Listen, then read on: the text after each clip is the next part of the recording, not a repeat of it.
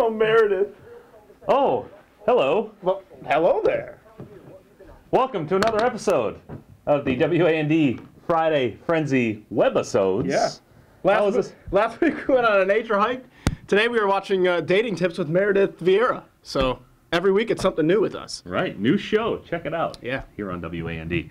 So, an interesting week last week. You mentioned last week we went on a nature hike before Mother Nature decided to kick the crap out of our night. You had a busy day Saturday.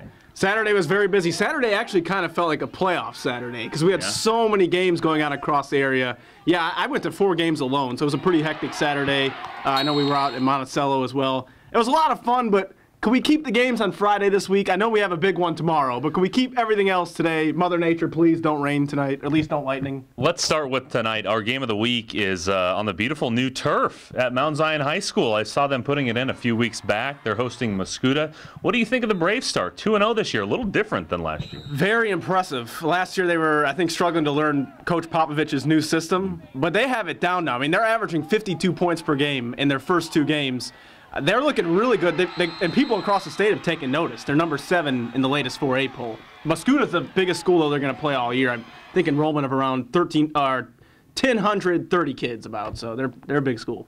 And now we look at the beginning of the CIC as a league as we know it. We joked about how St. Teresa, they get out of the OCA and they start with Unity and Maroa.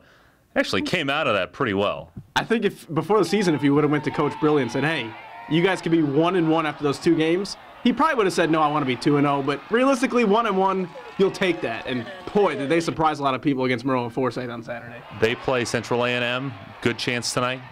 I like their chances. Central A&M still figuring some things out. I think the Raiders will get better as the season goes on, but Bulldogs with a chance to start 2-1. How about the other half of that game, St. Teresa from last week, Maroa Forsyth falling in a tight ball game? Did that say more about how good St. Teresa was to you? Or is Maroa Forsyth, maybe we're seeing that all of those losses they had are actually making a difference?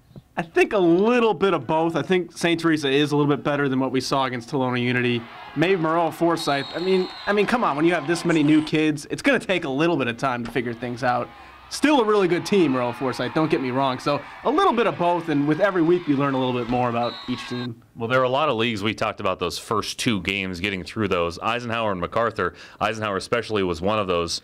We have a great matchup for Saturday, usually a really good ball game. I know MacArthur's kind of held the edge there the last few years. What do you think of that one tomorrow? I think it could be closer than a lot of people would expect. We saw what Eisenhower was able to do against Rochester in week 1. They have some talent, at the skill positions. Caleb DeHorty getting a little bit better every week. Generals have the edge, but I expect a closer ball game than people might think. Well, I got the tentative forecast from Chief Meteorologist J.C. Foltz. He said we may have some showers tonight, but we should avoid the lightning. That's the important thing. If that's the case, we got more than a dozen games coming your way on the Friday Frenzy tonight. For Noah, I'm Matt. Be sure to tune in. Back to Meredith.